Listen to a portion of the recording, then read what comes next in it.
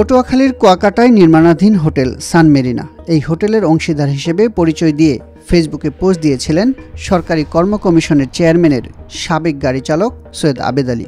BCS preliminary পরীক্ষা সহ পিএসসির 30টি গুরুত্বপূর্ণ পরীক্ষার প্রশ্ন ফাঁসের সঙ্গে জড়িতর অভিযোগে সৈয়দ আবেদ আলীকে গ্রেফতারের পর থেকে এই হোটেল নিয়ে সৃষ্টি হয়েছে আলোচনা সমালোচনা।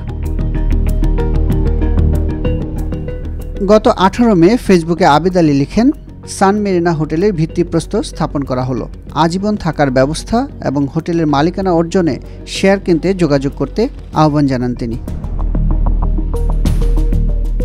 হোটেলটিতে গিয়ে দেখা যায় এখনও নির্মাণ হয়নি ভবন।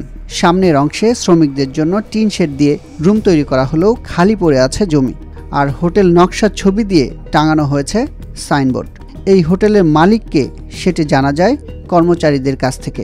আবেদ আলী নামে আসলে কাউকে কখনো দেখি নাই, প্লাস আমি যেটা জানি 5 বছর পর্যন্ত এখানে আমি জব করতেছি, আমি জানি যে এটার মালিক মোশাররফ স্যারের, সে সবসময় দেখাশোনা করতো, প্লাস তারই সবসময় আমি দেখছি। এছাড়া নেক্সট দ্বিতীয় কোনো ব্যক্তি আমি দেখি নাই। আমি মোহাম্মদ ফারুক হোসেন, হোটেল সান মেরিনায় দীর্ঘ 8 বছর যাবৎ চাকরি করতেছি। এখানে একক মালিক হিসাবে মোহাম্মদ মোশাররফ হোসেনকে আমি চিনি। সে এখানে আসে, দেখভাল করে এবং এটা পরিচালনা করে।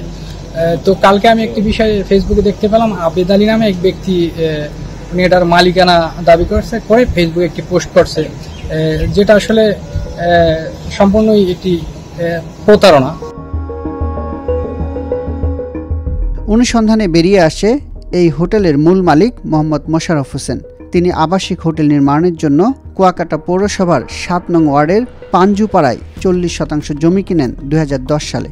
আমরা রাখাইনদের কাছ থেকে ক্রয় সূত্রে এবং আইনি প্রক্রিয়া ক্রয় সূত্রে মালিক, পারমিশন এবং যেভাবে আইনি প্রক্রিয়া আছে গভর্নমেন্টের, ওভাবে আমরা 2010 সালে এই জমিকে রেজিস্ট্রেশন করিনি।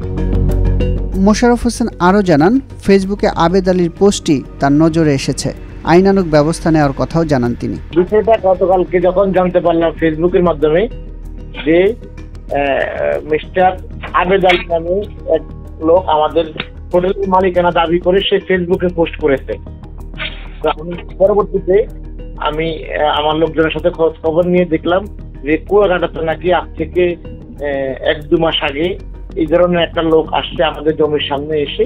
সে আমাদের জমিতে সাইনবোর্ড দেখে জিজ্ঞেস করছে যে এই হোটেলের মালিক কে, আপনাদের অফিস কোথায়, বা আপনারা কত টাকা শেয়ার সেল করেন, ইত্যাদি ইত্যাদি।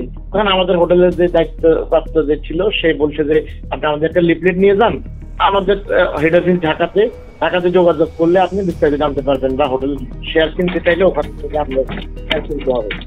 এরপরে নাকি ওই লোক আমাদের হোটেলের সামনে দাঁড়িয়ে এসে একটা ছবি তুলছে এবং তার সাথে আরো লোকজন ছিল 2-3 জন, সবাই মিলে ছবিটা তুলে তারা ওখান থেকে চলে গেছে।